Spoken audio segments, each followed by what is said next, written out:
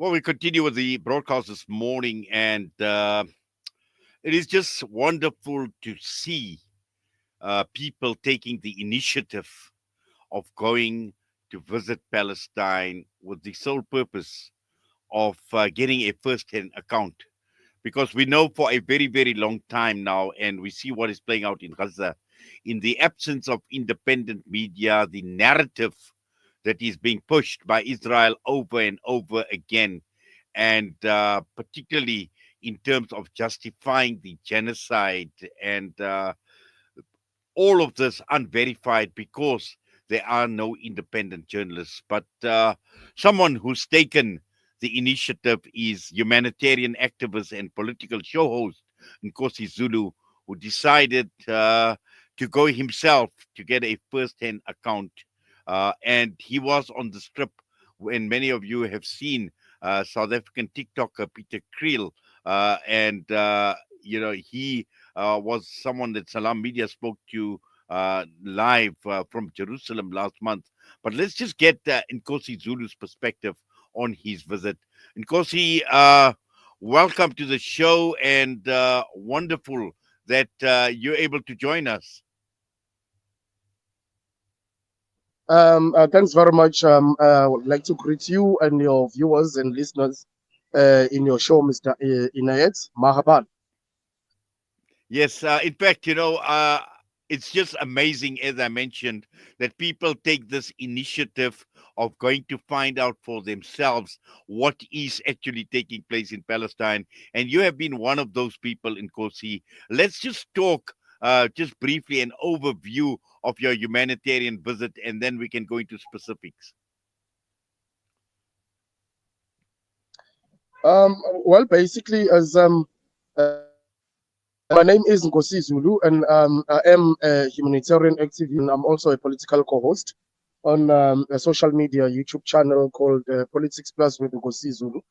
And basically, when we learned of all the atrocities and the genocide that is taking place in the world, around the world, we myself and the other political co-hosts and political commentators, and we wanted to start this humanitarian journey, which was obviously going to start from begin at the cradle of the humankind, and it was going to be a walk through Africa all the way to the Middle East. It was supposed to be taking place as we speak, but we quickly learned of the genocide in Palestine and Israel, and then we deviated our initiative to focus solely on such conflicts. So we are still going to be doing the humanitarian work because we just need to activate all the nations, all the tribes, all the traditional, the cultural aspects into this, so that we basically raise an awareness to say in the world, this modern world, in 2025, we need to do something, and we are all a united collective.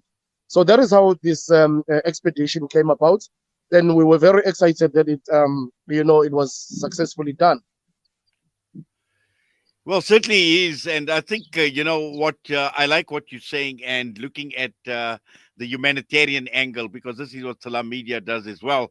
Our focus is on humanitarian journalism, and there is such a great need for humanitarian journalism right across the entire world. But let's talk about your trip in itself, and just take us through some of the key issues, the key observations, the critical issues that you feel you need to highlight.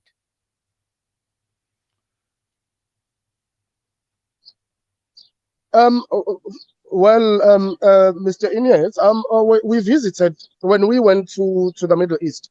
Obviously, we went through Jordan, through Amman. We landed in Amman, and we had to take a pass through the border of the West Bank, crossing the Jordan River into the Allenby Bridge. And there, obviously, you start feeling and you start observing all the that we are given by the Israeli soldiers. When I was in the line, in the long queue, basically, going and declaring everything in our the officials. There were ladies, or there were females with kids at their back, with kids in their front, dragging those huge suitcases, wanting to go and visit their families in Palestine, because you must understand, in Jordan itself, there's like another 60% of the population in Jordan are Palestinian people that have actually been displaced from Palestinian land or from Palestine itself. So, and after they've been displaced through this occupation by the settler, they have been, given a refugee status in their own country. They are now they basically now what you call foreigners. So they are only given like 3 months to go and visit their families in Palestine, West Bank. Then they are not allowed to be there for more than 3 months. They have to flow back to Jordan again. So that is basically the monthly activity or the periodic activity those women and those kids have to go through that Ellen by bridge, the terrification, the terrorism by the Israeli soldier, and it made me feel, because I experienced the beats of apartheid during my years in 1990s, 91, 92s, and 93s. Then I looked at it and I was thinking, goodness, I'm reliving this apartheid. Going in through that border, you are immediately faced with checkpoints in each and every city. We visited Jericho, Ramallah, Nablus, Jerusalem, Bethlehem, as well as Tel Aviv. We couldn't obviously go to Gaza because of the volatile conditions that are there. But one that I need to make out or to tell the people is how the cities are all divided into two. You get to Bethlehem, which is the mostly Christian city, and it's divided into two. It's not just divided by by sectionalized. It's basically just divided by a barrier of these big walls. You can literally see a big wall running from one side of the city right to the end. And if you are on the other side of the wall, then you are a Palestinian. You are basically a refugee, or you are basically a foreigner on the other side. You are basically given permits, or you must have a permit to cross that wall through a checkpoint. And even then, they will not be able to give you access if they want to. If those Israeli soldiers don't want to, you go to Hebron, same thing. You go to Jerusalem. You know about Jerusalem. It's divided now into Jerusalem East and Jerusalem West. But one that sticks out is the occupation itself of the settlers. And it relates to us in South Africa, because prior to 1994, we had the apartheid government moving the people from its land, then occupying, all those strategic points, all those fertile ground to just basically plant. And, as much as we appreciate agriculture and everything that it produces, but if you've got to move people, you don't have to do it in such a way that the Palestinian people are taken out of their wine farm, the olive farms, because you must understand, Palestinian people live from producing those grapes, producing those olives. Now, the settlers just come there, they poison the soil around their farms, then they are not even allowed to go and cultivate their plantations. That is how the occupation is so bad in Palestine. It relates exactly to what we experienced in South Africa prior to 1994. And walking in the old town of Nablus, you meet 4 or 5 year olds that will tell you, the whole city is basically painted by materials. The people that actually die in terms of resisting the occupation, and these soldiers, this Israeli IDF, the Israeli Defense Force, I don't even know what they are defending, because they are not defending anything. Rather, it's the Palestinian people that should be defended in this. But you walk around the cities in Nablus, you on the walls, you find pictures and pictures of people that have been shot either by a drone or either by Israeli soldiers, just because they are resisting the occupation. And it's a very sad thing if you have to walk in the streets of Nablus. And we also went then visited the city, the small town of Beta, which is just between Ramallah and Nablus. Then we get there, we met the mayor. We had an opportunity to meet with the mayor, and the frustrations. And to be quite honest, to get him on camera, it was actually a privilege for us, because nobody in Palestine wants to speak on this into cameras or on social media, because apparently the Israeli Defense Force have this sophisticated software at which they can identify. They can actually identify your eyes, your features of your face. Then they will send a drone and they will terrorize. It's either they send soldiers, the IDF, to go and terrorize your family, kill your family, kidnap your family, or they'll basically just send a drone during daylight to just, shoot you down. Then we had the mayor willing to do an interview with us. Then he was telling us about how recently we had been there, just a day before, how the Israeli settlers have occupied three of strategic points, then poisoned the farm around that whole side, around that whole town. Then when we were there, we had this NPO organizations that were coming to say, we want to tell our story. We cannot produce anymore. We're the NGOs. We live on farming, but then the Israeli settlers are coming to poison our soil. They are taking our fertile land. They're taking our strategic points. Now, this is I can't really believe that we are living in this in 2025. Well, certainly in Kosi, in fact, and if you, what you are describing is only around Jerusalem and the West Bank, one can just imagine what is taking place in Gaza right now, which is basically cut off from the rest of the world. At least you had the opportunity, together with Peter Creel, to go for a fact-finding mission, and I shudder to think what a fact-finding mission in Gaza would feel like, considering what you've observed and what you've experienced. To be quite honest, I didn't want to come back. I wanted to live in Palestine. I wanted to be in the West Bank, and I actually still wish that I could have visited Gaza. When I was in Tel Aviv, or when myself and my team was in Tel Aviv, we understood very well that we had in Tel Aviv, obviously everything is different as compared to the cities in West Bank, because in Tel Aviv, obviously, that is where this IDF and this capitalism and imperialism takes place, and it's basically brewed. And just few kilometers down the coast from Tel Aviv, few kilometers down the coast, you can actually swim and get to Gaza.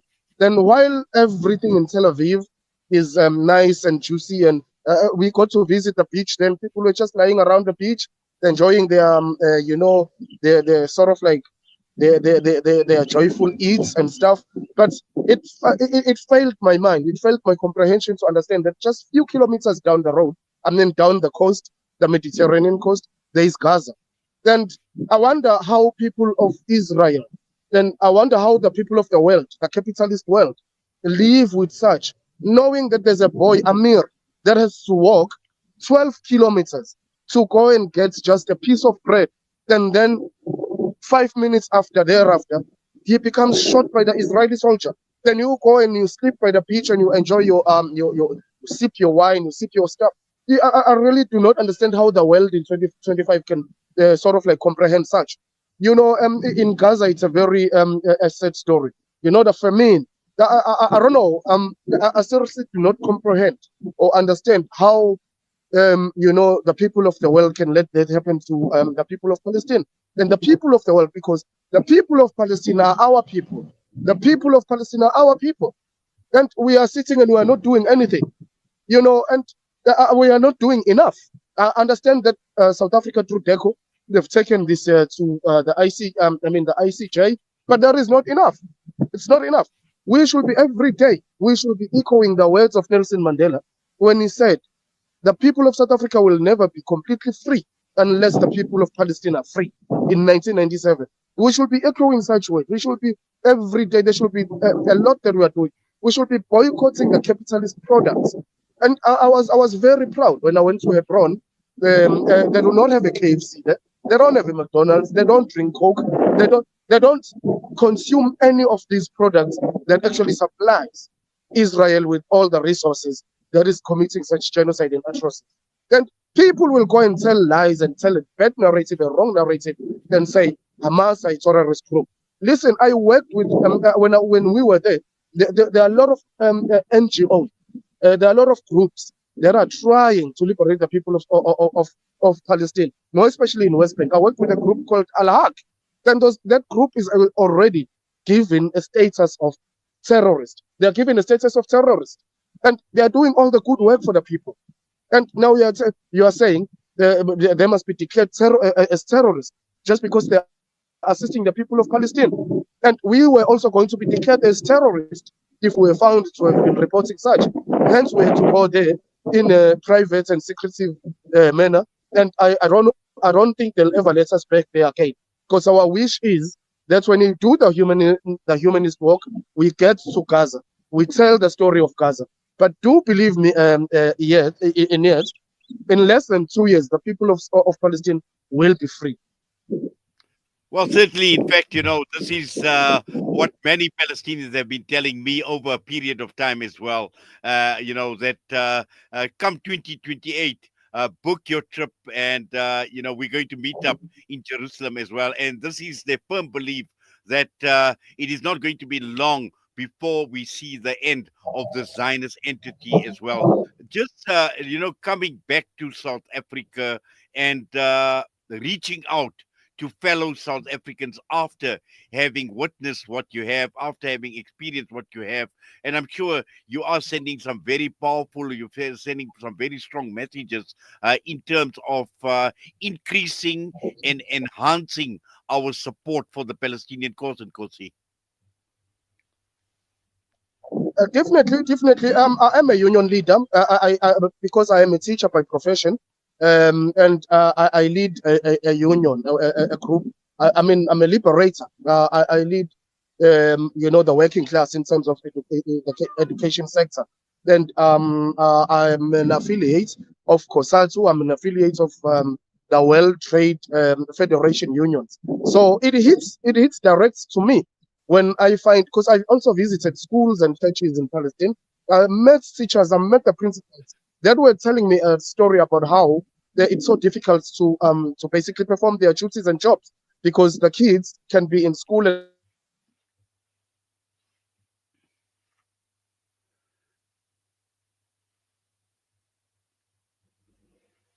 access to Yes, I think we've just lost Nkosi Zulu.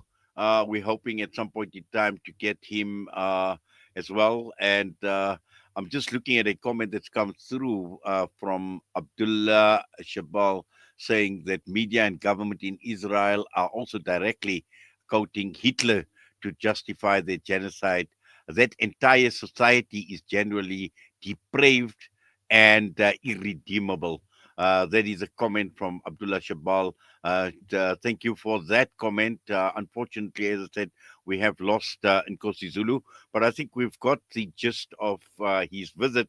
And really, you can still follow Peter Creel, who accompanied him. There's just so much information on TikTok with regard to their visit. And at some point in time, I'm sure we will connect again. But right now, we're going to go for a quick break. And when we come back, we're going to end off taking a look at another event that is taking place. And the focus is again on Palestine, the lessons we learned from Gaza. And this is the annual gathering of the South African National Muslim Women's Forum. We will be joined by the CEO and spokesperson, Shamshad Sayed.